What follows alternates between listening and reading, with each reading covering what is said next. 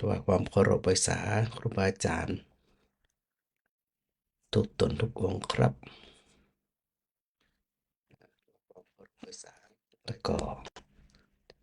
เจริญพรกับศรัทธาญาติโยมเหมือนเช่นเคยนะ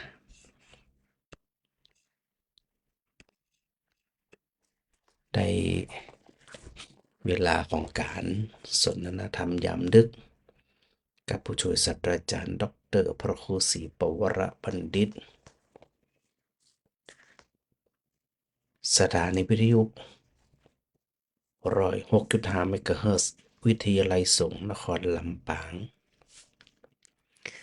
แล้วออกอากาศอยู่ที่วัดอุทุมพรบ้านตาเดือตำบลพิชัยอำเภอเมืองจังหวัดลำปางปะกันวันนี้เป็นวันจันทร์ที่1เดือนธันวาคม2568ซึ่งถือว่าเป็นเดือนสุดท้ายของปี2568นะสถานะวันนี้ได้นำฉากวิดีโอซึ่งเป็นฉากหลังหนทางลงเขาคิดกูฏนะที่ภาพก็คือท่านพระอาจารย์มหาบุญช่วยปัญญาวชิโรนะเป็นเดินนำหน้าพระอาจารย์เดินตัวหลังก็เลยถ่ายวิดีโอแล้วเปิ่นได้บรรยายโดยแต่สถาบันได้ยินละเนื่องจากว่าพระครูได้ปิดเรียบร้อยนะปิดเสียงเดียวก็หึ่มๆๆให้เหมาะเนาะแล้วสังเกตนะภาพที่หันเนี่ยด้านซ้ายเนาะก็จะมีคนนั่งเจ้าปอแจแปอยู่ระยะทางก็ประมาณกิโลปลายนะจากเชิงเขาคิดกูฏไปถึงยอดเขาคิดกูฏเนี่ยนะแต่ว่าในภาพวิดีโอบ่ได้เห็นเขาคิดกูฏสักกำเนาะเดี๋ยวถ้าจะได้วันใดวันดีคืนดี จะได้เอายอดเขาคิดกูฏสถานได้พอจริงๆวิดีโอก็มีนะแต่มันยังหาบ่ปะเตือสิ่งที่อยากให้สถานได้ดูเนาะเดี๋ยวคนหนังจะปอจะแปลคือคนขอทานกิโลเมตรกิโล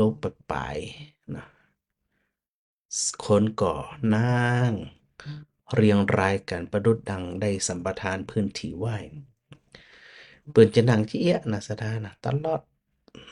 อดปีก็แล้วกันนะฮะตราบใดที่ยังมีนักท่องเที่ยวอยู่ก็จะมีคนมาขอทานที่เอี้ยนะเป็นร้อยเหมือนกันนะแต่เขาคิดจะกูดหนตั้งขึ้นหนตั้งลงตรงนี้เนี่ยถ้าหากว่าเป็นขอทานก็เป็นขอทานที่บ่ค่อยวุ่นวายเนื่องจากว่าเขานั่งตีไผตีมันนะบ่ค่อยรู้กัน แต่ถ้าเป็นที่ทั่วไปนะบ่ว่าจะเป็นขยาบ่ว่าจะเป็นกรุงราชคฤห์เนาะบ่ว่าจะเป็นในส่วนของแถวๆมหาวิทยาลัยนารันทานี่นะอันเนี้ยถึงจะยากหน่อยเพราะว่าเขารู้กันรู้และรู้ว่าจนจนคนฮือเองเนี่ยลำบากจะไปลืมนะเวลาเฮาหันภาพหันหยังก็ตามอะ คือทุกสิ่งทุกอย่างที่ผ่านหูผ่านตาผ่านเปิ้นว่าตาหูจมูกลิ้นกายใจถ้ามันผ่านมาเนี่ยสถาได้เห็นนั่นแสดงว่ามันมากระทบแล้วเห็นมันมากระทบจะไปปล่อยสิ่งทั้งหลายเหล่านั้นเนี่ยมันเลยผ่านไปโดยที่เราบ่ได้มีสติสัมปชัญญะในการเอ่อสังเกตในการตรวจสอบ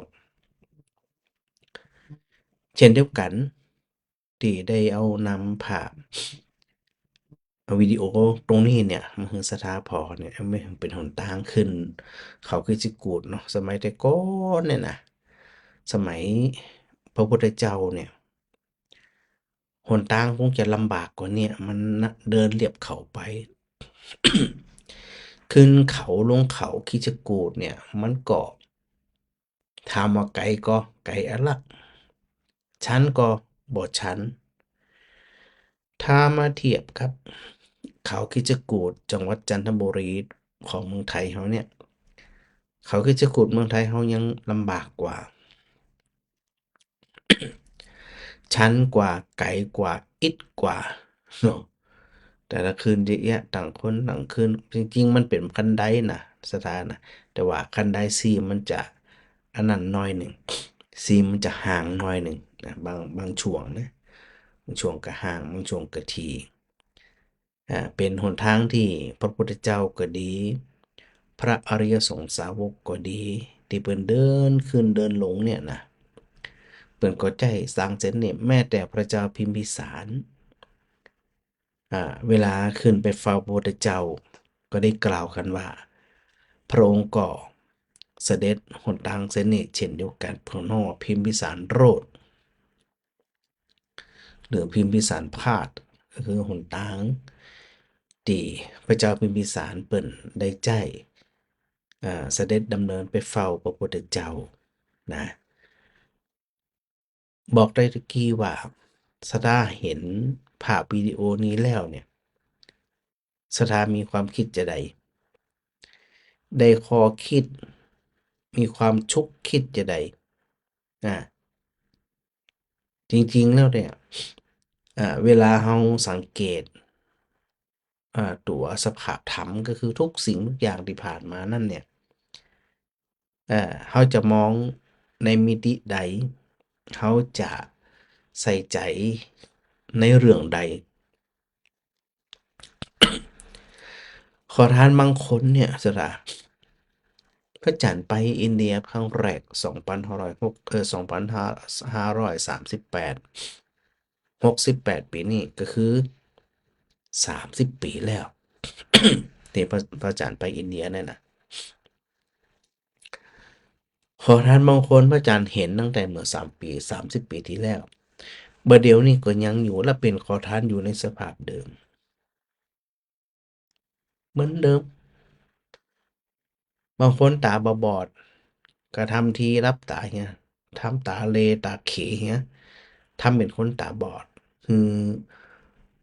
คนที่ไปไหว้พระมูลคันธกุฎีบนยอดเขาคิดจกูฏได้เห็นใจ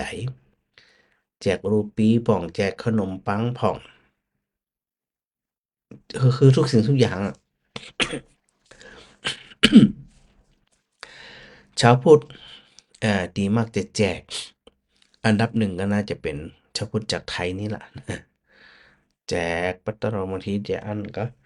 เอาแบ่งซาวไปแบ่งซาวบาทเนี่ยเขาชอบนะไปเป็นปึกแจกคนละซาวละซาวละซาวหรือบางคนก็ไปแจกเงินรูปีแจกคนละ10 รูปี20 รูปีแจกโอ้ยคนไทยนี่มันอย่างปลมปเหลือแจกประเทศอื่นมีก็มีแต่บ่เหมือนคนไทยนะบ่เหมือนคนไทยเขาจะหันได้ว่าบางทีเนี่ยจิตใจของคนไทยเนี่ยนะมีกรุณาธรรมมากกว่าชาวพุทธของประเทศอื่นคือหันคนลำบากกว่าก็โอ๊ตบ่ได้เสียดายว่ามันมีภาพของคนคนหนึ่งพระอาจารย์ถ่ายไปอยู่แต่เป็นภาพนิ่ง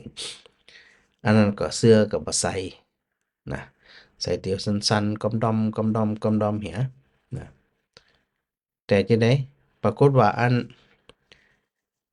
หนาวเนาะหน้าหนาวฮ้อนหนาวนะสถานน่ะมันหนาวเพราะมันหนาวเนี่ยสถาบางคนที่ขึ้นไปเนาะไปเห็นก็โอ๊ยเป็นดีเอ็นดูนึกเห็นใจนึกสงสารถอดเสื้อกันหนาวเสื้อโคตเสื้ออันเสื้อหนังนี่นะ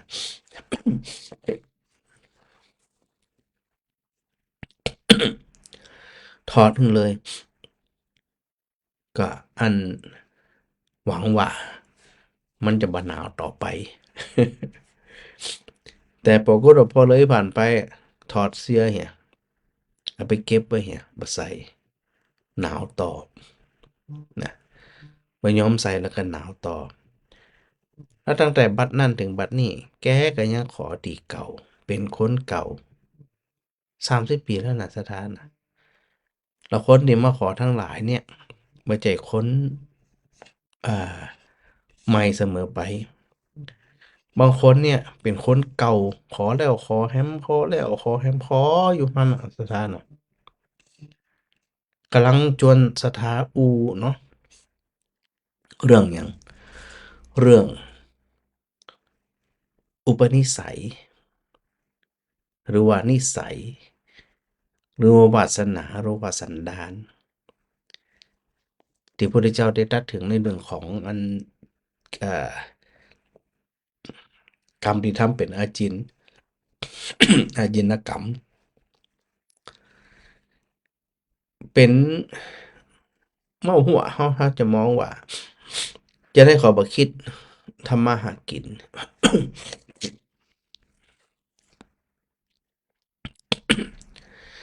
บ่คิดทำการทำงานเขาจะไปลืมนะว่าในระบบกรรมเนี่ยเนาะอุปถัมภกกรรมก็ชนกกรรมอุปถัมภกกรรมอุปปีรกกรรมแล้วก็อุปฆาตกกรรม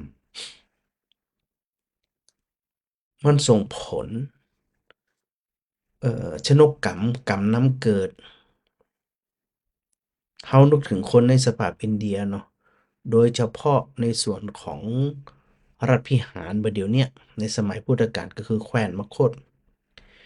เป็นแคว้นที่แห้งแล้งที่สุดเป็นแคว้นที่ประชาชนประชากรเนี่ยยากจนที่สุดการศึกษาแย่ที่สุดซึ่งมันแห้งแล้งนะบ่มีชนประทานหึงหันเลยปลูกข้าวทำการเกษตรเฉพาะหน้าฝนแล้วคนมันหนัก แล้วระบบอุตสาหกรรมในส่วนของรัฐพิหารเนี่ยกำจัดเคมีความยากจนมันจึงเข้าปกคลุมแล้วจะให้เขาไปเนี่ยการอย่างบ่เดี๋ยวนี้ไผก็มันสิจ้างไปก็บ่มีคุณภาพบ่เนาะว่าแรงงานอันบ่มีคุณภาพบ่ได้การได้งานจ้างหมู่นี้ไปนะบ่มีความรู้บ่มีความชำนาญในการงานนั้นๆแล้วจะให้เขาไปเฮ็ดหยังอ้อน้ำก็บ่มี โดยส่วนมากมันจะมีตีนะมันจะมีตีเป็นของตัวเองเร่ร่อนอาศัยตามบ้านตามตูบตามกระต๊อบตามหยังอยู่กันไป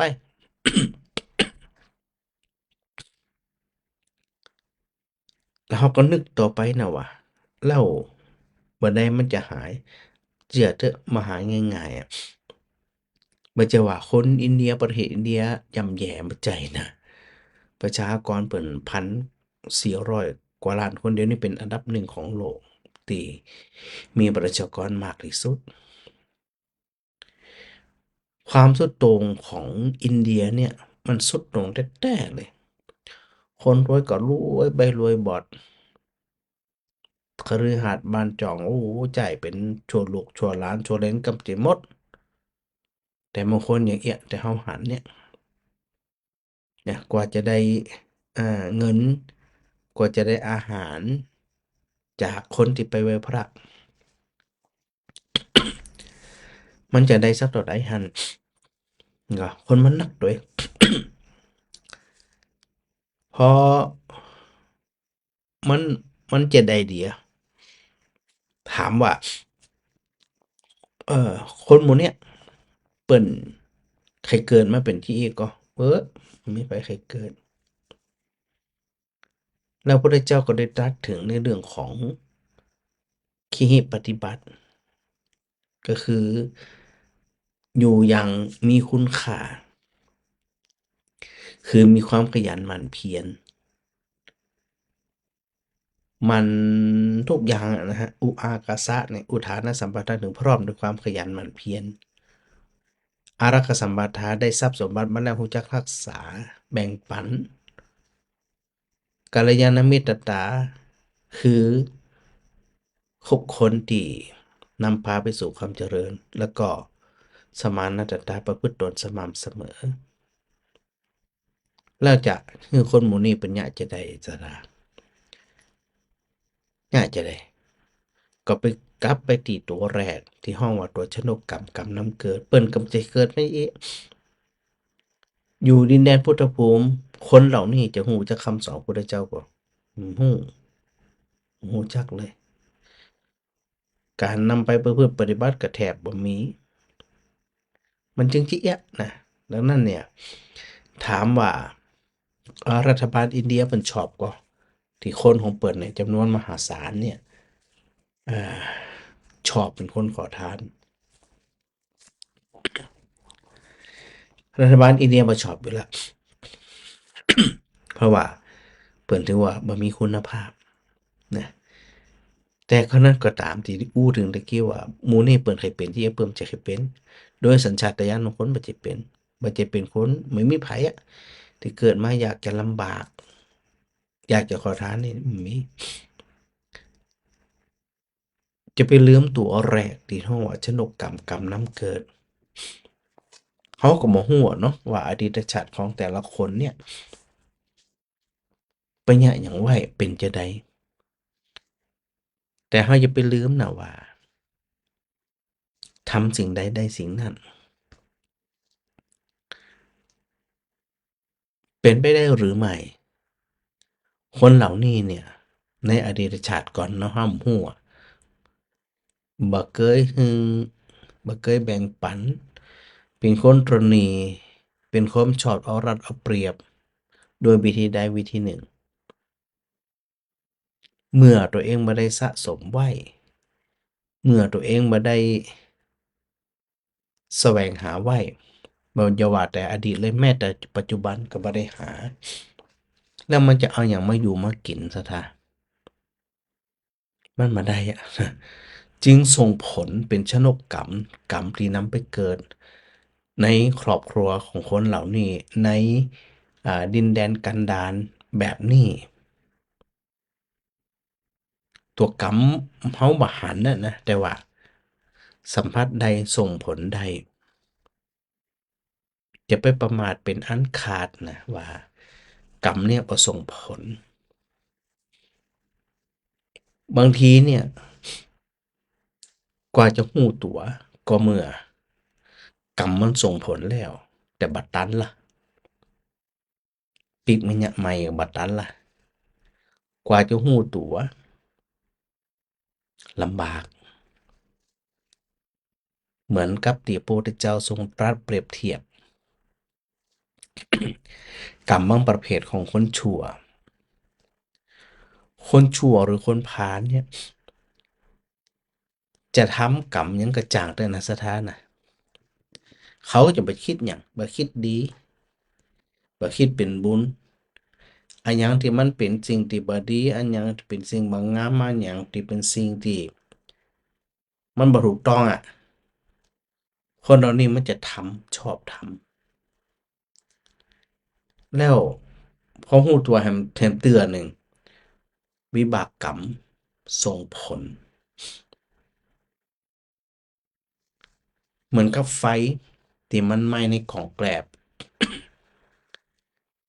ไฟมันไหม้อยู่ข้างตรงไหนเนี่ยเราอยู่ตรงหน้าแกลบมันสิรู้อยู่ตรงบนน่ะอาจจะหันควันอุ้ยๆน้อยๆแต่มันสิร้อนแต๊ะร้อนว่าก็เข้าใจว่ามันบ่มีหยังอยู่ตรงไหนที่ไหนได้ลักษณะของแกลบที่มันไหม้มันก่อยไหม้ขึ้นแต่มันสิหยุดเหรอพอมารู้ตัวรู้คิงของกำหนึ่งมันไหม้มาถึงยอดล่ะแดงครึ่งล่ะบัดนั้นล่ะที่นี่นะจะดับก็มีความหมายเพราะว่ามันไหม้มันเหลือน้อยเดียวแล้วหรือพระองค์ได้เปรียบเทียบเหมือนกับน้ำนมสดเนี่ยน้ำนมสดกินแล้วมันล้ำหรอต่อให้มันจืดแต่มันก็มีความหมายแต่เมื่อใดก็ตาม ถ้าบ่ยะหยังกับนมสดบ่เอาไปอุ่นหรือบ่แล้วไปฟรีซบ่เอาไปหยังต่างๆนี่นะมันจะแปลสภาพเป็นนมบูดนมเปรี้ยวนมส้มหู้ตัวแฮมเตือบัดตันล่ะมันบูดเรียบร้อยพระองค์จึงตรัสไว้อยู่เสมอว่าคนมีสติสัมปชัญญะคนที่มีความรู้สึกตัวอยู่เสมอนั่นเปิ้นจะอยู่แบบบ่ประมาททุกสิ่งทุกอย่างที่มันผ่านมานั่นใส่ใจแต่ไม่ได้ทุกข์ใจนะใส่ใจเหมือนที่พระอาจารย์อู้ถึงเนี่ยนะในจุลกรรมวิภังคสูตรพุทธเจ้าทรงตรัสไว้ในเรื่องของกรรมในเรื่องของเหตุในเรื่องของผลในเรื่องของเหตุปัจจัยใครทำสิ่งใดได้สิ่งนั้นให้สิ่งที่ประณีตที่งดงามย่อมได้สิ่งที่งดงามและสิ่งที่ประณีตให้สิ่งที่เลวทรามย่อมได้สิ่งที่เลวทรามต่อให้เขาต้องการหรือบ่ต้องการก็ตาม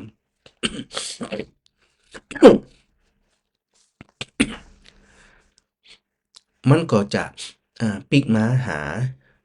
ตัวเฮาในสภาพแบบนั้นดังนั้นเนี่ยไผก็ใครเกิดเป็นคนร่ำคนรวยไผก็เกิดในดินแดนที่มันอุดมสมบูรณ์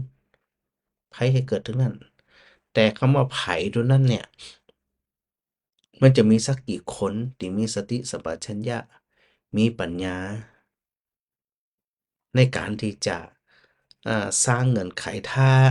เฮายังต้องการเวียนว่ายตายเกิดอยู่เนี่ยสร้างเงื่อนไขสร้างเหตุว่าเขาจะอยู่ในสภาพแบบใดถ้าเขาเป็นคนขี้จิขี้ทีตนีทีเหนียวชอบเอารัดเอาเปรียบข่มเหงรังแกคนอื่นเพื่อหวังที่จะได้โดยโลภโมโทสันเปิ่นใจคำว่าอภิสมะโลภะวิสมะโลภะมีความโลภโมโทสันทุกสิ่งทุกอย่างบ่ยอมแบ่งปันเมื่อบ่ยอมแบ่งปันไผจะมาฮือแล้วมันส่งผลด้วยนะส่งผลดีแม้แต่ความคิดจะแบ่งปันก็จะมีนอกจากคิดแบ่งปันบ่มีแล้วสิ่งที่จะแบ่งปันก็บ่มีคือมันมีหยังสักอย่างอะนั่นตัวชะโนกกรรมเฮาเนี่ยจะเลือกกรรมที่นำไปเกิดเฮาจะไปเกิดเป็นหยังถ้าต้องการหยังเกิดอยู่นะในระดับของคนทั่วไปเนี่ยเขาจะเกิดมาบ่ฮู้กี่ภพกี่ชาติแต่เราก็จะต้องปรับตัวเราว่ากรรมเป็นตัวนำเกิดก็จริงแต่กรรมนั้นเนี่ยตัวสติสัมปชัญญะตัวปัญญาเป็นตัวลิขิตเป็นตัวพาไปเป็นตัวนำทางจิตที่นำไปนำทางในทางถูกต้องได้จะต้องเป็นจิตที่กล้าแกร่งแกล้วกล้าอาจหาญฮึกเหิมเท่านั้นจิตอ่อนแอจิตเปราะบางนี่พระอาจารย์มักจะอู้อยู่เสมอนะเปราะบางในเรื่องแล้วมันจะไปเอาชนะชนกกรรมถึงขนาดว่าบังคับได้ชี้ได้บอกหนทางไปได้ถ้าบักเข้มแข็งแต่ถ้าบักแกล้วกล้าอาจหาญฮึกเหิมแต่ไปมันได้ล่ะทีนี้มันก็กราบมาวนเวียนอยู่ที่เก่าลำบากอยู่ที่เก่าโหยหาอยู่ที่เก่าตัวชนกกรรมก็เลยมันซ้ำไปซ้ำมาซ้ำไปซ้ำมาเนี่ยกรรมนั้นเกิดตัวเฮาทั้งหลายที่ฟังอยู่ก็เช่นเดียวกันนะเขาจะเป็นแบบใดอ๋อสถาวะอันนี้ตัวแรกนะตัวที่สองอุปถัมภกกรรมนะกรรมที่มันอุปถัมภ์เนี่ยมันอุปถัมภ์กรรมเหมือนกันอกุศลกรรมที่มันเป็นบาปเนี่ยอย่างที่ว่าเนี่ยนะเกิดมาก็ลำบากอยู่แล้ว ยังไปอยู่ในครอบครัวที่บ่ได้เรื่องชอบเล่นการพนันชอบดื่มชอบเมาชอบเอะอะโวยวายแล้วมันจะตั้งตัวได้บ่ได้เกิดมาลำบากแล้วยังป้อนะยังไปอยู่ในครอบครัวที่บ่ดียังบ่เตือกรรมนั้นมันเป็นบ่ถามแหมเกิดในภูมิประเทศหรือถิ่นหรือเขตแดนที่กันดารเนี่ยอย่างเงี้ยอย่างที่เฮาหันเนี่ยบ่ได้เอาไผมาประจานแต่ว่ามันเป็นเรื่องที่ทุกคนเนี่ยควรคิดอย่างที่พระอาจารย์ได้บอกที่ตะกี้นั่นน่ะว่าแต่ละคนบ่ต้องการเป็นที่อยู่แล้วเพิ่นก็บ่ต้องการเฮาก็บ่ต้องการแต่ถ้าหากว่าเฮามองถึงในเรื่องของระบบกระบวนการของเหตุปัจจัยถ้าเป็นกระบวนการของวิทยาศาสตร์ก็คือสามารถที่จะพิสูจน์ได้แต่ถ้าข้ามมุกความจาดเนี่ยไผจะไปพิสูจน์ได้มิมันมีทางแต่พระพุทธเจ้าได้ตรัสไว้ว่าสิ่งใดที่เธอทำไปดีก็ตามบ่ดีก็ตามมันคอยบ่ทำค้ำจุนเกิดมาลำบากแล้วมันจะบ่ทำให้ลำบากยิ่งขึ้น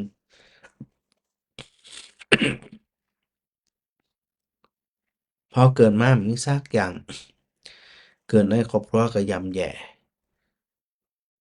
แล้วไปในภูมิประเทศก็ทุรกันดาร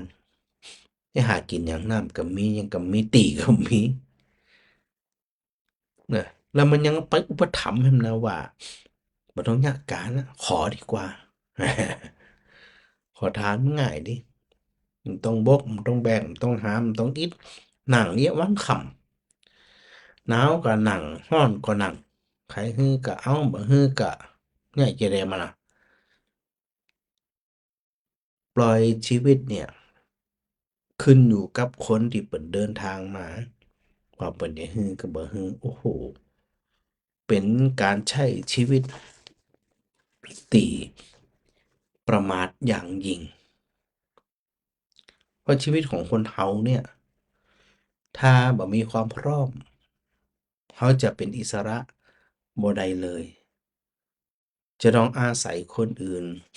จะต้องวิงวอนคนอยู่เสมอนั้นทางศรัทธาต้องคิดอย่างว่ากรรมอุปถัมภ์เนี่ยอันนี้คือกรรมดีถ้ากรรมดีอะเกิดมาก็อยู่ในครอบครัวที่ดีอยู่ในภูมิประเทศที่ดีพ่อแม่ดีอบอุ่นภูมิประเทศก็เหมาะสมยังบ่พอเตื้ออยู่ในแวดวงของคนที่มีความคิดความอ่านเจริญก้าวหน้าและอยู่ในครอบครัวอยู่ในสภาพแวดล้อมที่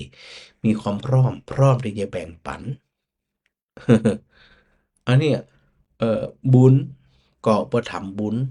กรรมก็ไปอุปถักไปอุปถัมภ์กรรมอยู่ที่ว่าตัวเจ้านกกรรมที่เราได้ทำไว้เนี่ยมันทำแบบไหนและจากนั้นก็มาตัวที่3บ่เนาะอุปปีและกกรรมกรรมที่เข้าไปเบียดเบียนอันนี้มันจะเบียดเบียนเป็นปฏิปักษ์สิ่งที่มันตรงกันข้ามกรรมบดีถ้ามันมีกำลังหนักกว่ามันก็จะไปเบียดเบียนกรรมดีไปเบียดเบียนไปแสงเลยเพราะมันมีกำลังกว่าหรือว่าบุญหรือว่ากรรมดีเนี่ยไปแสงไปเบียดเบียนคือกรรมบดีหรือว่าบาปเนี่ยตกขอบตกหนทางคือบ่สามารถที่จะอยู่ในบนหนทางที่เราเดินไปได้คือหนทางชีวิตมันจะไปเบียดเบียนซึ่งกันและกันมันถึงบ่ใจอันอ่าไปด้วยกันได้มันพร้อมถ้ามันมีกำลังเมื่อใดมันก็พร้อมเมื่อนั้นเหมือนได้เปรียบเทียบที่พระองค์ได้เปรียบเทียบเหมือนกับ หมาป่ากับลูกแกะสมมุตินะเปรียบเทียบลูกแกะเป็นความดีหมาป่าเป็นความบ่ดีโดยสัญชาตญาณโดยธรรมดาเนี่ยสมมุติว่าหมาป่ากับตัวน้อยแกะกับตัวน้อยมันไล่กันบ่ได้อยู่แล้วตอนมันหิวอย่าได้กระจ่างเลยแต่เนี่ยจะได้ว่าเขาจะฮือแกะมันใหญ่เร็วขึ้นหรือว่าฮือหมาป่าเนี่ยมันใหญ่เร็วขึ้นถ้าเขาฮืออาหารพิเศษกับหมาป่ามันวิ่งเร็วกว่าแน่นอนเพราะมันมีกำลังอันเกิดจากอาหารมันก็สามารถวิ่งไปคบไปกัดแพะได้เลยเพราะว่าอย่างเพราะว่าแพะนั่นมีกำลังอ่อนเนื่องจากว่าเฮาบ่เคยให้อาหารมันตรงกันข้ามถ้าหากว่าเฮาคอยป้อนให้อาหารแต่ลูกแกะหรือแปะเนี่ยนะก็คือตลอดแล้วเฮางด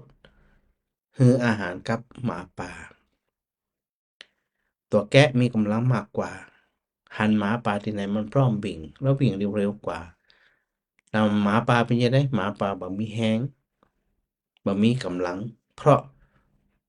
มันบ่ค่อยได้กินอาหาร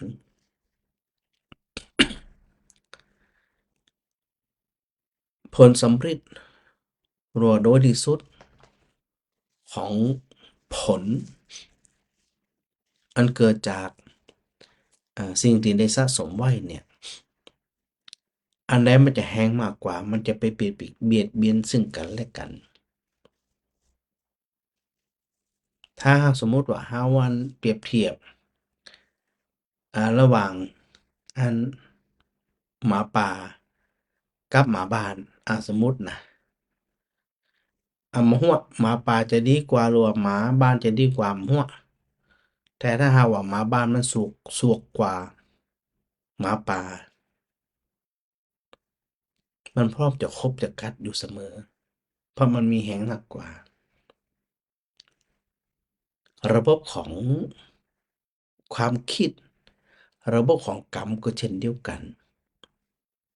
ระหว่างบาปกับบุญระหว่างความดีกับความชั่วระหว่างขาวกับดำนั่นมันพร้อมที่จะเบียดเบียนซึ่งกันและกัน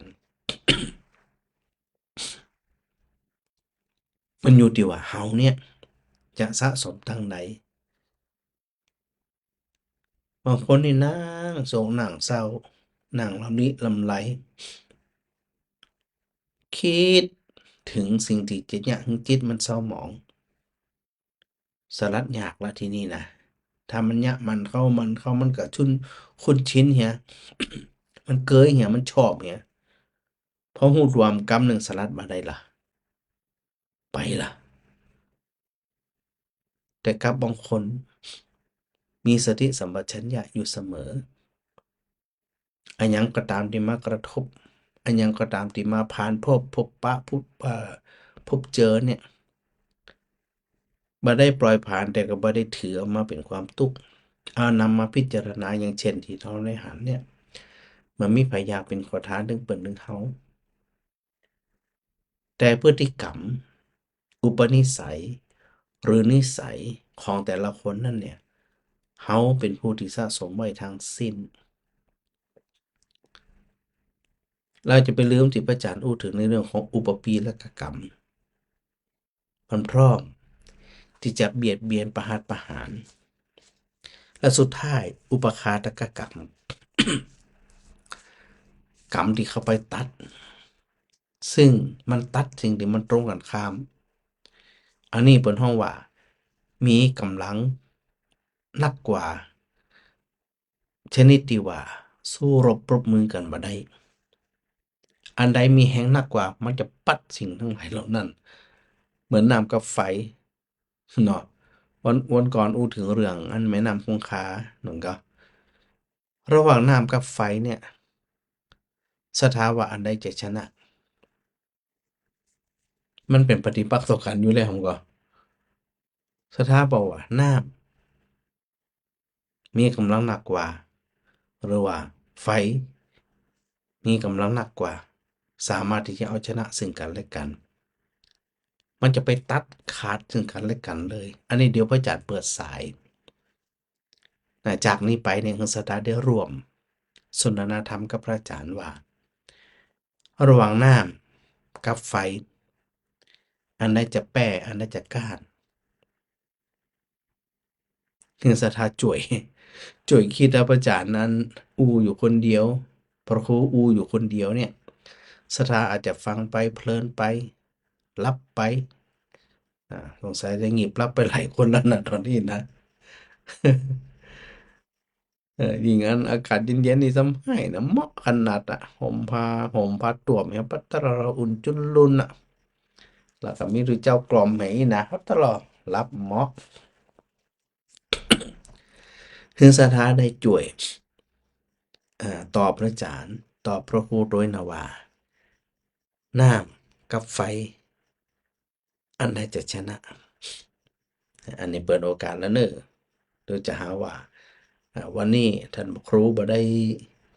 เปิดโอกาสสถาเลยนะสถาจะคิดว่าจะอันนะจะได้บ่เบิดอันโอกาสถึงกันได้ได้จ่าพ้องหาไอ้นะ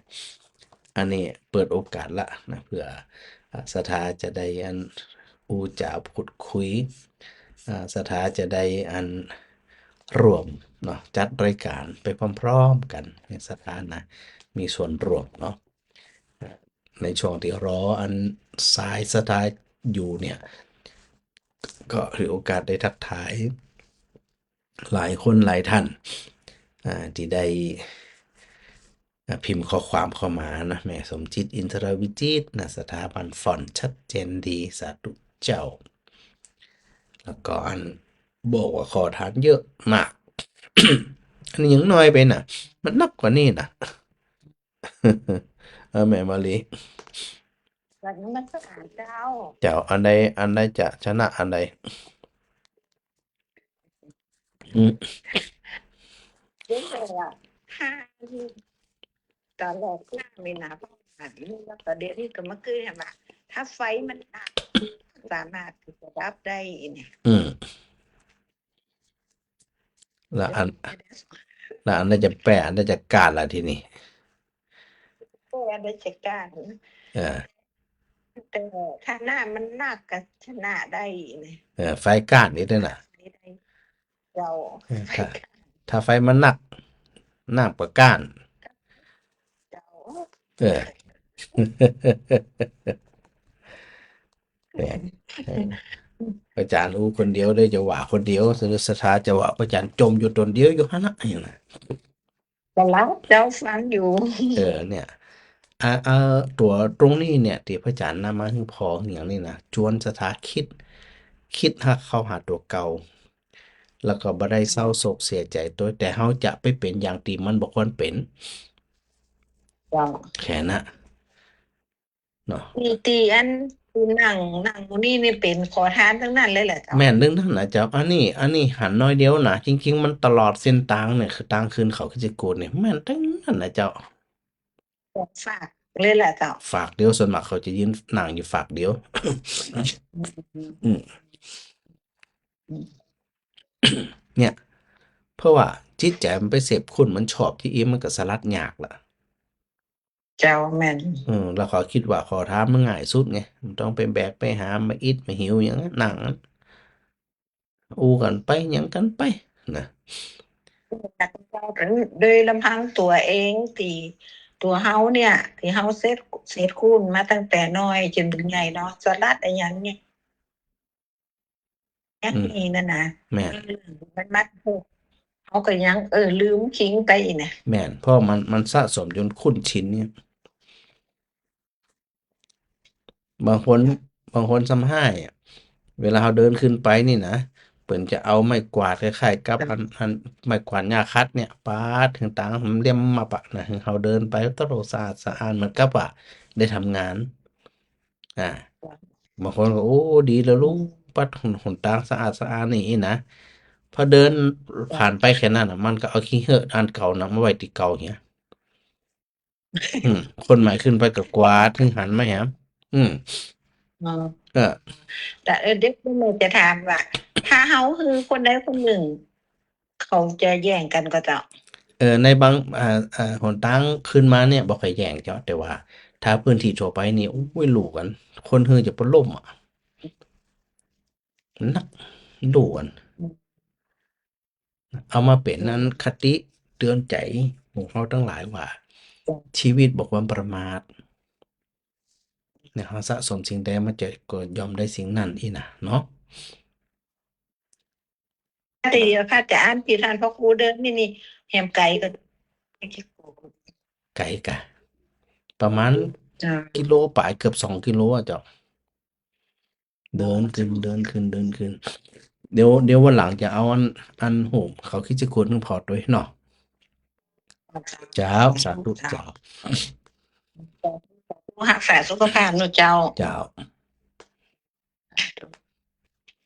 ฮะโยมความสุขเป็นไรเหรอนั่นรุดไปเหรอมาโยมก่อนหนูมาอากาศเจ้าน้ำน้อยย่อมแพ้ไฟเนาะอืมน้ำน้อยน้ำน้อยใช้กับต้องการเออถ้าน้ำหนัก ใช้กับต้องการ ง่ายดีเนาะ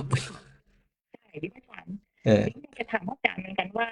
ขอท้านะพระอาจารย์ว่าจะให้ตัวจำนวนประมาณต่อใดนะเจ้าอู้ส่วนมากยเป็นปันโอ้โหนักเจ้านักขอดันนักโอ้เป็นร้อยลักร้อยลักบ้านปัน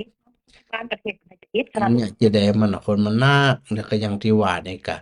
อันบ่เจบางคนก็บ่เจอว่าเป็นคนขี้คร้านน่ะมันมีอย่างเงี้ยเนี่ยนั้นผมว่าถ้าพระอาจารย์ยังมาถามแล้วคุณมากินเท่าไหร่ล่ะเขาดึงห่อมาด้วยอ่ะมันมีจัปาตีเหียมีซับจีคือแกงฟักเหียมาอืมคำหนึ่งอันเขาเพชรกูฏเนี่ยที่มีคนโยนหินลงมาหวังองค์พระชนพระพุทธเจ้าเหมือนกันเจ้าเจ้าแม่นพเขาระเทวทัตฮะพระเจ้าเทวทัตนะเจ้าล่ะพระเทวทัตเจ้าพระเทวทัตอ๋อเจ้าอาจารย์ไม่ช่วยดิพระมหาอาจารย์ไม่ช่วยนี่เป็นอธิบายนะเจ้าล่ะเออมันเปิดอธิบายตอนพระอาจารย์ถ่ายวิดีโอมันได้ อ๋อ ถ่ายลงไปอืมถามเห็นข้าวเลยเออ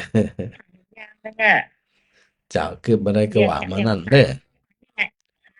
คือบ่ได้ก็ว่ามานั่น รัฐบาลตอนนี้มาตรการเขาจะก็ขอทานพวกเนี่ยเป็นหยังใดอะคนมันนักอะอืมไม่ยังบ่ได้หรอกมันบ่แปรคิดว่ามันเป็นแบบพูดไอ้คนเป็นไปแอลอ่ะนักท่องเที่ยวไปโอ้แอลมันบ่เป็นทีหน้าแบบบ่คิดอะบางทีเขาบางมุมเขาอาจจะคิดว่าดีมซ้ำมันต้องไปสนมันต้องไปดูแลเขามี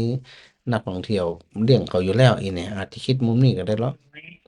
โอ้อืมยเป็นไปตามนั้นน่ะกะเออจ้ะการพยายามทำจิตก็ทำมันสติสัมปชัญญะของเราให้ดีก็แล้วกันเนาะจ้ะเจ้าขอให้ได้ภาพเจ้าสาธุสาธุเจ้า ค่ะมาหลายคนโทรเข้ามาตะกี้สายมันซ่อน แม่ลำไพโทรมาก็ทักทายประจานมา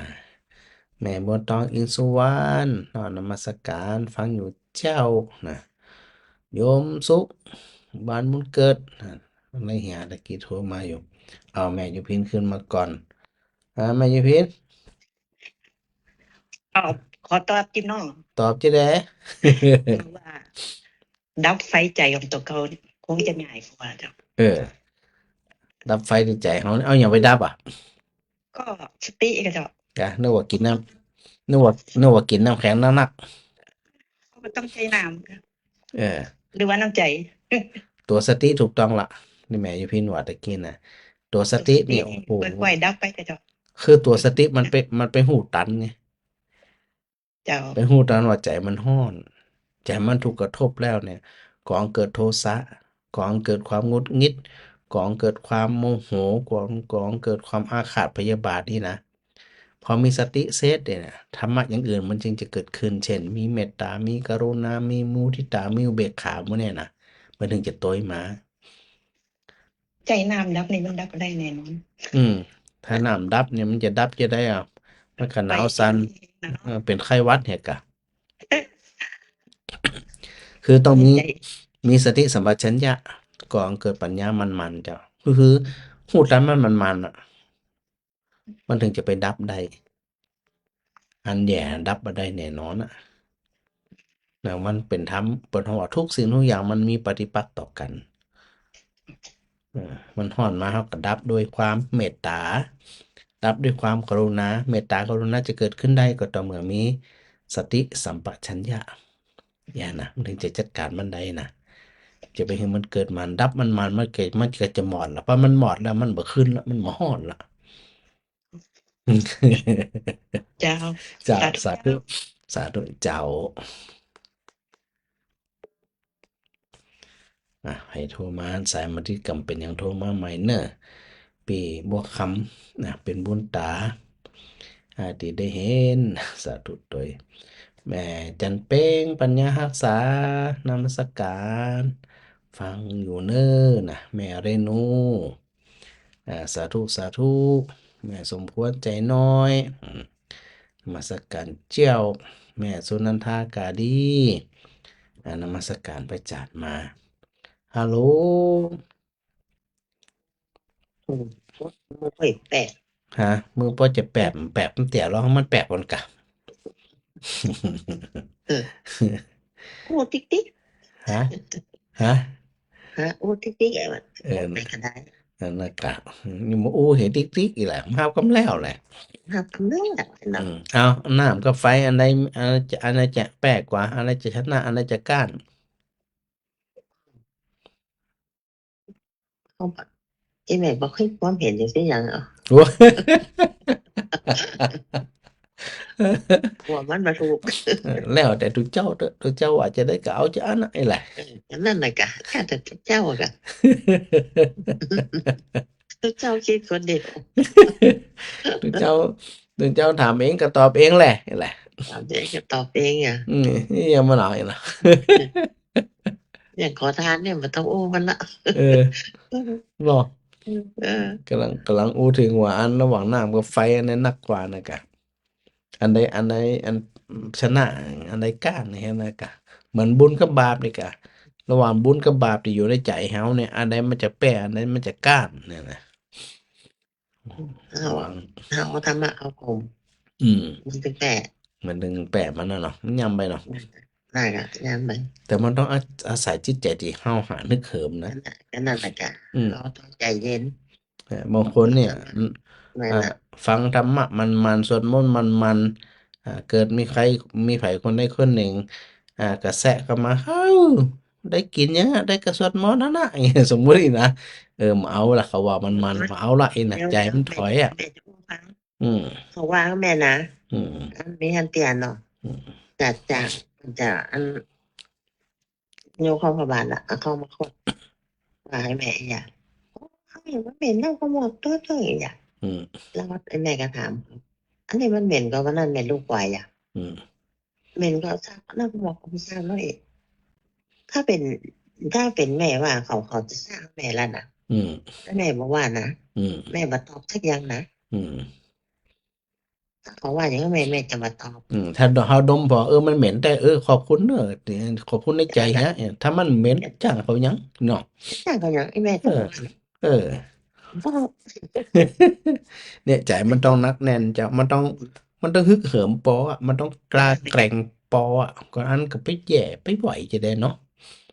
เขาก็มีความสุขกะ ได้ละ อืม แม่น่ะ ถ้าจะมีความสุขอย่างชีวิตเขาจะความสุขของเขาจะไปฝากกับกรรมของคนอื่นไปคุ้มอย่างมันได้ อย่าง เรื่อง นั้นน่ะ อืม มันต้องเข้าใจ แม่มาตอบนะ อืม แม่มาตอบก็เขาว่าไป กันนะ แม่มาตอบได้ยา เจ้านะดีรับฝึก เจ้าตอบเพราะว่าเอาเนาะ เจ้า เจ้ามันตอบเข้าเขาหมด มาเขาจะเข้าไข่มันหัวแล้วแต่เขามับแล้วกันนะ เข้าว่าไปเรื่องกัน ดีละสาธุเนอะ เจ้า เจ้า แม่สมควรบนว่า อันทุกเจ้าที่เดินในภาพนั้นประจัยพระอาจารย์แม่นก่อนประจัย พระอาจารย์เป็นคนถ่าย พระอาจารย์มหาวุฒิช่วยเปิ่นเป็นคนเดินนำพระอาจารย์ก็เลยอันนี้ขาเดินลงนะมันจะขาเดินขึ้นนะก็เลยถ่ายเปิ่นเนาะนี่ขี้ถ่ายไว้นักเดี๋ยวมูอยู่ในห้องนะอ่าพอยงยุทธมณีวานนี่สาธุหาแม่มาไลยแม่ละจะตอบปัญหาชิงรางวัลก็จะได้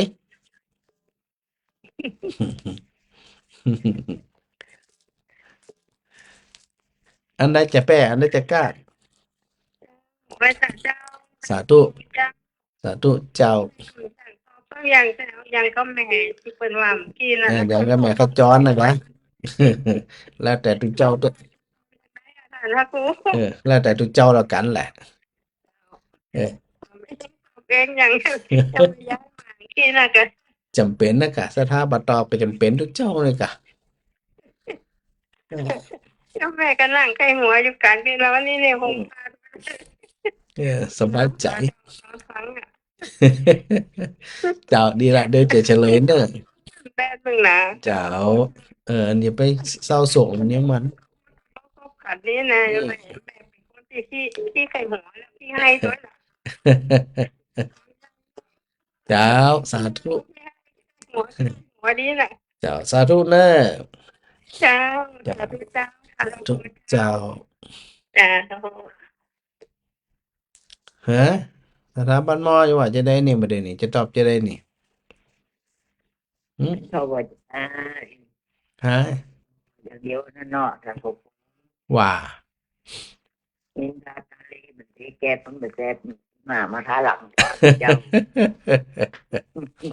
เมื่อผมจะตอบยังไงเออโอ้ตายแตะโดยฟตุเจ้านี่เนาะฟังถามมันม่วนๆก็ดีอยู่แล้วมาถามพันถามนี่ปวดหัวอืม ถามนี่อย่างฟังนี่ก็ที่ฟังก็ฟังไปจ้ะ เปิดห้องว่าปลาสถาชุกคิดนี่กะรู้คนเดียวก็เข้าใจคนเดียวอ่ะมันเสียเวลาคนอื่นไม่เสียเวลาจะได้เป็นการช่วยกัน เสียกันปุ๊บทำเดียวนี่ร้านนักนี่ สามเตี่ยน้อยเดียวนะกะเจ็ดนักเหรอมันน้องสาวเตี่ยมันอ่ะยัง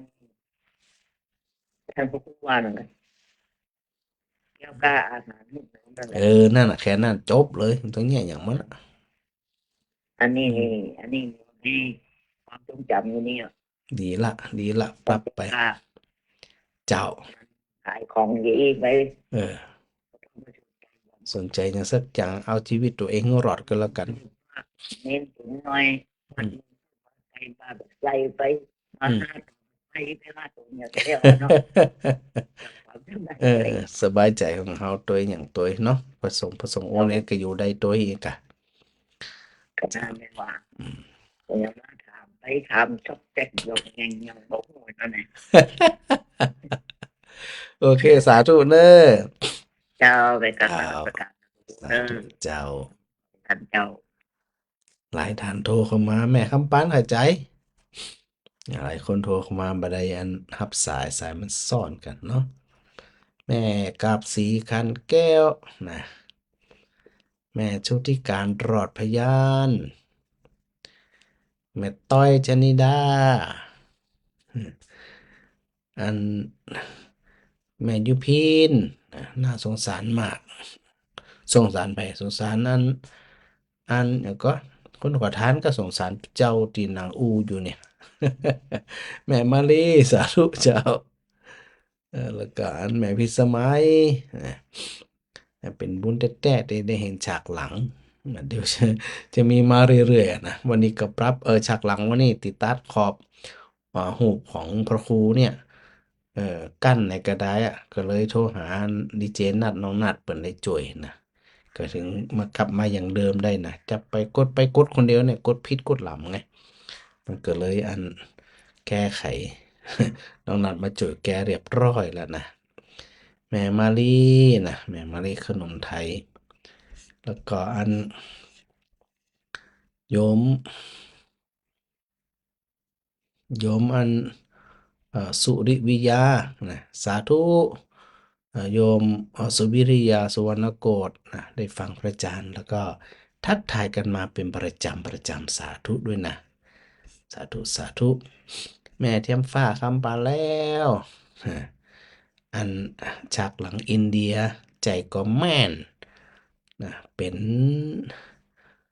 หนทางเดินขึ้นเขาลงเขาคิดจะกูดเนาะอันโยมตอบว่าน้ำต้องชนะแต่น้ำต้องหนักกว่าไฟนะ โยมสมเจตบอกว่าฟังไปตัวมักหมูไปเนี่ยมีความสุขดีสุขใจเนาะอันเนี่ยก็พระอาจารย์บอเห็นคนขอทานได้อย่างสักอย่างโหหนังวันขำก็ได้พองแล้ว แต่ขึ้นอยู่กับว่าจะมีคนหือบ่หือแต่คนมันขึ้นไปไหว้พระบนยอดเขาจะกุดนักนะเจนน้อยๆคนอินเดียกับเจนน้อยๆแต่คนอินเดียเปิ่นบอกบ่ได้ฮือกันเนาะอาจจะบ่มีฮือบ่มีก็เลยบ่ได้ฮือกันนี่แหละแล้วก็แม่อรพินใจแก้วนะสาธุโดยดังนั้นเนี่ยนำภาพบ่ว่าจะเป็นภาพนิ่งบ่ว่าจะเป็นภาพวิดีโอ ฮึงสตาร์ได้พอเนี่ยวนไปวนมาเนี่ยนะเปิดจะฮึงได้เข้าใจอะเนาะว่าเรื่องราวต่างๆที่เกิดขึ้นในชีวิตของเขานั่นเขาเป็นเพียงแค่ผู้ไปสังเกตเห็นตามที่มันเป็น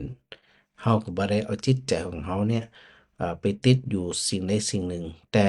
อย่าไปลืมนะว่าการเดินทางของแต่ละคนนั่นขึ้นอยู่กับก้าวเท้าของเขา เขาจะก้าวตั้งเรียบมันก็เดินดีตั้งที่เป็นหลุมเป็นบ่อเป็นหินเป็นแห่มันก็ตกหลุมตกบ่อเท่าพลิกเท่าแพลงขาหักแต่ก็ถูกหนามกาถูกมาหินมาแห่ปักตีนก็เพราะเขาเป็นผู้เลือกแต่บางคนเนี่ยเดินไปผ่าขวากหนามมันก็เจ็บวันขำพื้นหุงกะตลอดชีวิตของการใจชีวิตนี่มันก็ลำบากลำบนทุรักทุเลมีความทุกข์ทนทรมานตลอด หรือบางคนก็เดินไปตกเหวตายก็มีขึ้นอยู่กับว่าเขาเนี่ยจะเลือกเดินทางแบบใดเพื่อที่จะให้การเดินทางการใช้ชีวิตของเขาเนี่ยเป็นไปด้วยความราบรื่นเรียบร้อยและนำไปสู่ความเจริญบ่เดินไปเจ็บไปบ่เดินไปจมไปบ่เดินไปให้หุยไปขึ้นอยู่กับตัวเขาเท่านั้นแล้วก็เขาจะเป็นผู้เลือกเองว่าเขาจะเดินแบบใดอย่างไร มันต้องเป็นคนที่มีความกล้าพอเป็นคนที่คนมีความแกร่งพอร่างกายบ่แข็งแรงจะเดินทางดีๆก็ลำบากเหมือนกันนะก็มาว่ากว่าจะไปเลือกได้อย่างได้มันจะง่ายๆดังนั้นเนี่ยก็จะต้องปรับตัวปรับพฤติกรรมปรับชีวิตของเขาเนี่ยคือมันเดินทางที่มันถูกต้องตรงไปตรงมาอันนี้เป็นคำสอนที่พระพุทธเจ้าได้ตรัสสอนได้ตรัสเตือนเราทั้งหลายว่า เขาควรที่จะเดินทางในลักษณะจะใดอย่างจะใดเนาะขอโมทนาญาติโยมศรัทธากูคนเดนเนอร์บุญรักษาบุญกรรมบุญจูกูคนกราบขอบพระคุณครูบาอาจารย์ทุกรูปด้วยครับผม